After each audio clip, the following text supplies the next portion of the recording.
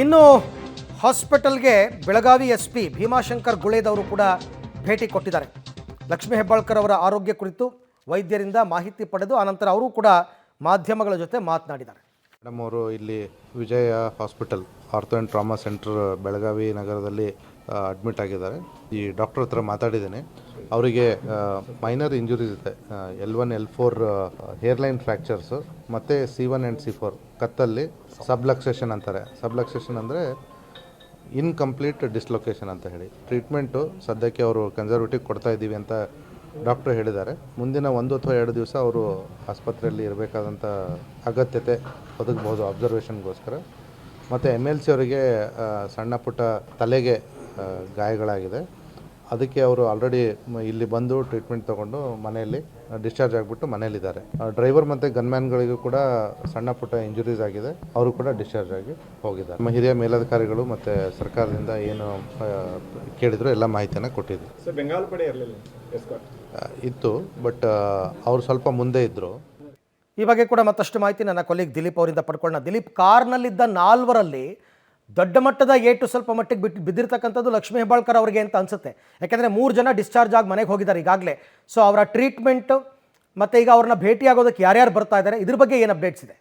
ಅರವಿಂದ, ಪ್ರಮುಖವಾಗಿ 4 ಜನರು ಕೂಡ ಬೆಳಗಾವಿ ಈ ಒಂದು ಖಾಸಗಿ ಆಸ್ಪತ್ರೆಗೆ ಬಂದಿರ್ತಾರೆ. ಎಲ್ಲರನ್ನೂ ಕೂಡ ಏನು ಟೆಸ್ಟ್ ಮಾಡಲಾಗತ್ತೆ. ಅದರಲ್ಲಿ ಜಾಸ್ತಿ ತಗುಲಿರುವುದು ಏನು ಅಪಘಾತದಲ್ಲಿ ಏನು ಜಾಸ್ತಿ ಅಟ್ಯಾಕ್ ಆಗಿರುವುದು ಏನಂತಂದರೆ ಲಕ್ಷ್ಮೀ ಹೆಬ್ಬಾಳ್ಕರ್ ಅವರಿಗೆ ಮಾತ್ರ. ಅದಾದ ನಂತರ ಸಹೋದರ ಅಂತ ಚಂದ್ರರಾಜ್ ಹಟ್ಟಿ ಅವರಿಗೂ ಕೂಡ ತಲೆಗೆ ಏಟಾಗಿದೆ. ಆದರೆ ಒಂದು ಬಾವ್ ಅಂತ ಏನು ಹೇಳ್ತೀವಿ, ಒಂದಿಷ್ಟು ಊತ ಇರುವಂಥದ್ದು. ಆದರೆ ಅವರು ಕೂಡ ಒಂದು 8 ರಿಂದ 10 ದಿನಗಳ ಕಾಲ ಟ್ರೀಟ್ಮೆಂಟ್ ತೊಗೋಬೇಕಾಗತ್ತೆ ಹೇಳ್ತಾರೆ. ಅದಾದ ನಂತರ ಏನಂತಾರೆ ಡ್ರೈವರ್ಗೂ ಕೂಡ ಏಟಾಗಿದ್ದು, ಆದರೆ ಡ್ರೈವರ್ಗೆ ಯಾವುದೇ ಏನಂತ ತೊಂದರೆ ಆಗಿಲ್ಲ. ಹೀಗಾಗಿ ಡ್ರೈವರ್ ಈಗಾಗಲೇ ಆಸ್ಪತ್ರೆಯಿಂದ ಡಿಸ್ಚಾರ್ಜ್ ಆಗಿರುವಂಥ ಜೊತೆಗೆ ಇನ್ನು ಗನ್ಮನಿ ಕುಳಿತಿದ್ರು, ಆ ಗನ್ಮನಿಗೂ ಕೂಡ ಒಂಚೂರು ಏಟಾಗಿದೆ. ಆದರೆ ಯಾವುದೇ ಆ ಥರ ಟ್ರೀಟ್ಮೆಂಟ್ ತೊಗೊಳ್ಳೋದಂಥ ಏಟಾಗಿಲ್ಲ. ಹೀಗಾಗಿ ಅವರನ್ನು ಇಮಿಡಿಯೇಟ್ ಆಗಿ ನಾವು ಏನಂತ ರಿಲೀವ್ ಮಾಡಿದ್ವಿ ಅಂಥೇಳಿ ವೈದ್ಯರು ತಿಳಿಸ್ತಾರೆ. ಆದರೆ ಪ್ರಮುಖವಾಗಿ ಸಚಿವರಂತ ಲಕ್ಷ್ಮೀ ಹೆಬ್ಬಾಳ್ಕರ್ ಅವರಿಗೆ ಏನಂತಾರೆ L1 L4 ಮೇಲೆ ಭಾಳಷ್ಟು ಕುಸಿತ ಆಗಿದ್ದರಿಂದ, ಹೇರ್ಲೈನ್ ಫ್ರ್ಯಾಕ್ಚರ್ ಆಗಿರೋದ್ರಿಂದ ಅವರು ಚಿಕಿತ್ಸೆಗೆ ಒಂದು 3-4 ದಿನಗಳ ಕಾಲ ಅಡ್ಮಿಟ್ ಆಗಬೇಕಾಗತ್ತೆ. ಜೊತೆಗೆ ಏನಂತಂದರೆ ಅವರು ಸಂಪೂರ್ಣವಾಗಿ ಬೆಡ್ ರೆಸ್ಟ್ ತೊಗೋಬೇಕಾಗತ್ತೆ. ಯಾಕಂದರೆ ಯಾವಾಗ ಬೆನ್ನು ಮೂಳೆಗೆ